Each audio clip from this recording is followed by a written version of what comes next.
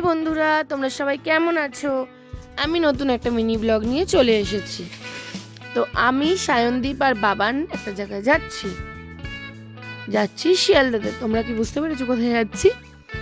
যাই হোক, রাজুদের সাথে কিছু কথা বলবো বলে যাচ্ছি। এবার আমার যে সায়নদীপ ভাই আছে তাকেও পরোটা খাওয়াবো বলে নিয়ে যাচ্ছি।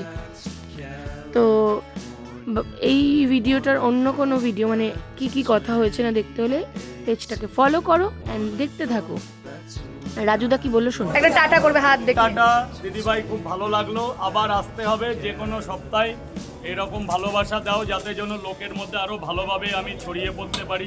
অবশ্যই মানুষের ভালোবাসার কাছে কিছুই নেই, তো সবাই আমাকে একটু সাপোর্ট করো যেন আমি এইভাবেই খাবার বিক্রি করে মানুষের যেমন আমার বাড়ি গাড়ি অট্টালিকার কোন আমার বাড়ি একটা ভালো ঘরও নেই, আমি ঘরও চাই না। অবশ্যই করবে, তুমি তোমার বাবার সবকিছু পরে পরে দেখা যাবে, ঘরও চাই না, আমি মানুষের ভালোবাসা চাই।